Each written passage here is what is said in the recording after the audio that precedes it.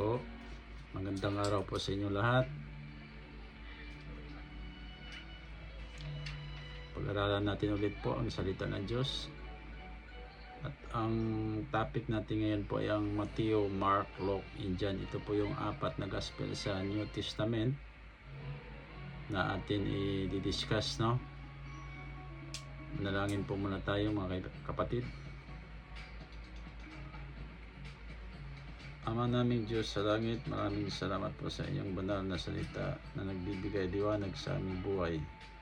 Habang pinag-aralan namin ang apat na ebanghelyo, bigyan mo kami ng karunungan at tamang paghahati ng katotohanan ayon sa Timothy, 2 Timothy chapter 2 verse 15. Tulungan mo kaming makita ang pagkakaiba ng iyong programa upang maiwasan namin ang kalituhan at maling aplikasyon. Naway ang pag-aaral na ito ay magdala ng kaliwanagan at lalong magpatibay sa aming pananampalataya kay Kristo. Sa pangalan ni Jesus. Amen. Ito pong apat na gospel ay ito po ang ministry ni Jesus Christ nung siya po ay buhay pa, no, sa Israel. Kasi po maraming Kristiyano ang naniniwala na ang Matthew, Mark, Luke, and John ay direktang instruction daw ito para sa church ngayon, no? Pero kapag hindi natin nakita ang tamang context ay magkakaroon ito ng kalituan, no? Tulad ng kailangan magbinta ng lahat para maligtas, kailangan mag-endure hanggang dulo para maligtas, kailangan sundin ang law para maligtas. Kaya napakahalaga na maintindihan natin para kanino ba talaga ang apat na gospel na ito, no? So ano ba ang Matthew, Mark, Luke, and John, no? Tinatawag silang the four gospel. Ibig sabihin ng gospel ay good news, no? Pero anong good news ang tinutukoy dito? Anong gospel ang pinapangaral ni Jesus Christ nung siya po ay nagministro sa Israel nung buhay pa siya, no? So sa Matthew 4 verse 23, and Jesus went about all Galilee, teaching in their synagogues and preaching the gospel of the kingdom, in healing all manner of sickness and all manner of disease among the people, no? Ibig sabihin, si Jesus dito nagpipreach tungkol po sa kingdom, yung paghahari, no? Hindi pa ito ang gospel of grace. Ang good news dito ay malapit na ang kingdom ng Israel sa lupa, no? Ito ang fulfillment ng Old Testament prophecies, no?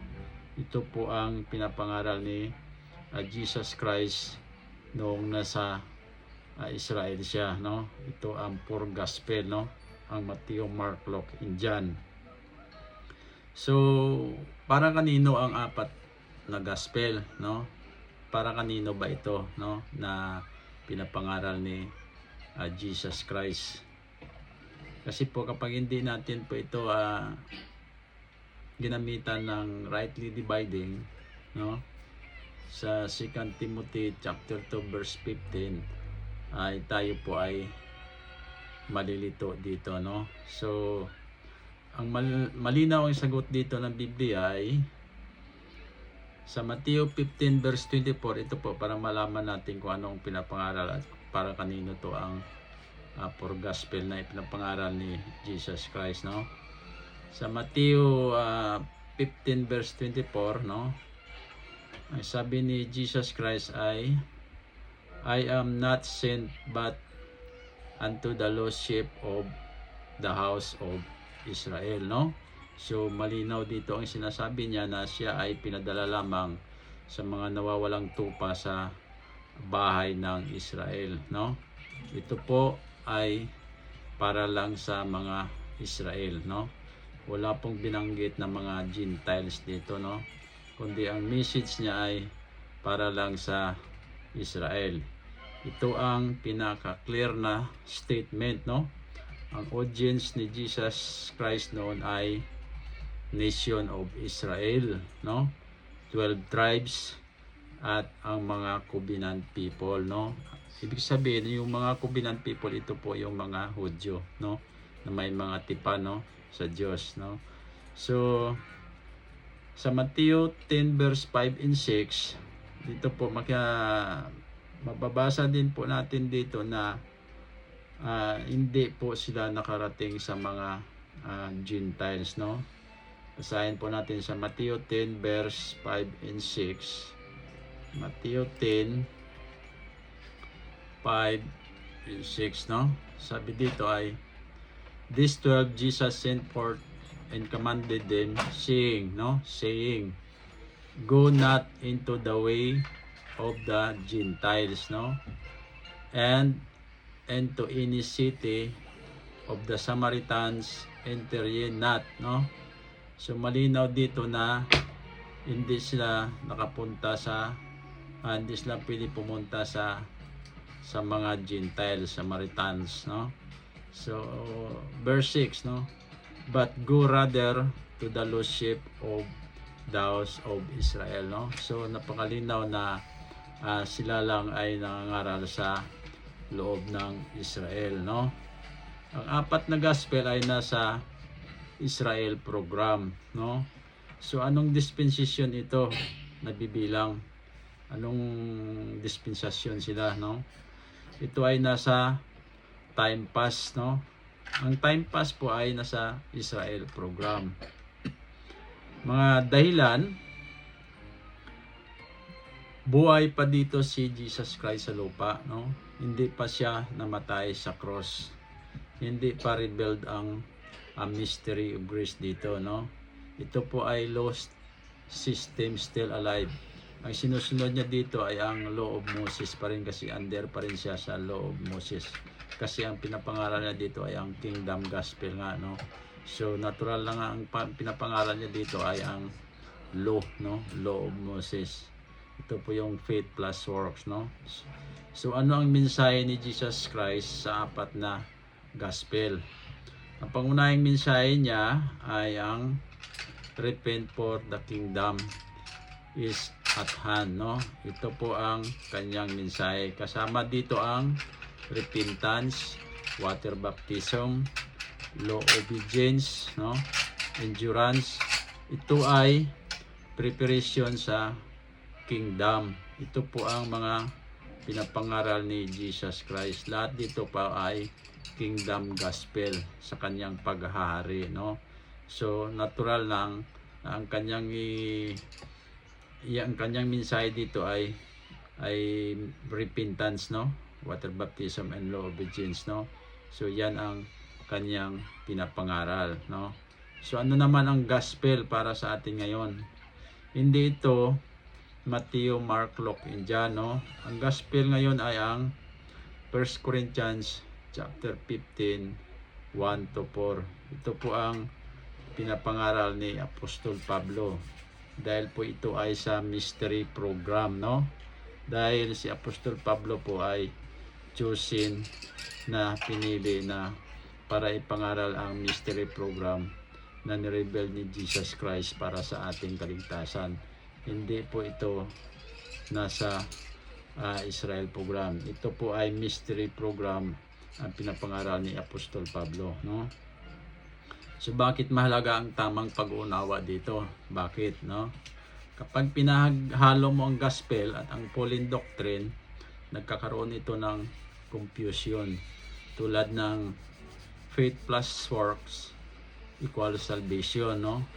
Law keeping for salvation, losing all by failure. Pero sa grace dispensation, salvation is by faith alone, sealed by the Holy Spirit, complete in Christ. So magkaiba sila, no? May kaiba ang ang Grace Dispensation kaysa Israel program, no? Ito ang pinapangaral ni Apostol Pablo, ang mystery program, no? So ano naman ang role ng poor gospel para sa atin ngayon, no? Hindi sila doctrine for salvation today. Hindi po doctrine for salvation ang poor gospel, no? Pero mahalaga pa rin sila dahil pinapakita nila ang earthly ministry ni Jesus noon, no? Fulfillment ng prophecies, character at compassion ni Kristo, foundation ng faith natin, no? Sa Romans 15 verse 4, no? Written for our learning, no? For learning natin, no? Not for direct doctrine. So ang simple na comparison dito ay ang sa poor gospel, Jesus on earth, no? Israel ang audience, no? Kingdom ang message niya. Law context, no? Ang sinusunod niya dito ay law, no? Batas ni Moises. Sa gospel ni Apostol Pablo, ang sinusunod naman dito ay ang dispensation of grace, no? Christ from heaven, body of Christ, grace gospel, faith alone, salvation, no? Ito po ay hindi inahaluan ng sariling gawa, no? Dahil iba ito sa gospel na tinuturo ni Jesus Christ nung nasa earthly ministry siya, no? So the four gospels reveal Jesus Christ to Israel on earth, no? Pauline epistles reveal Christ to the body of Christ from heaven. So magkaiba ang kanilang programa, no? Kasi po si Jesus Christ nung nag-ministry po sa Israel, kingdom gospel po ang kanyang tinuturo, hindi po the body of Christ, dahil po siya ay buhay pa, no? Nung namatay na po siya, nung pinako sa cross at nabuhay po, ang ministry ni Apostle Paul, yan po ay secret, no? Yan po ang tinatawag na mystery gospel. Yan ang ibinigay niya o nireveal niya kay Apostle Paul para ipangaral sa atin na mga hintil. Kaya magkaiba po ang kanilang ministry, no? So ang application natin dito ay kapag tama ang paghati ng Biblia, nawawala ang contradiction, lumilinaw ang gospel, nagkakaroon ng assurance, lumalalim ang understanding sa plano ng Diyos, no?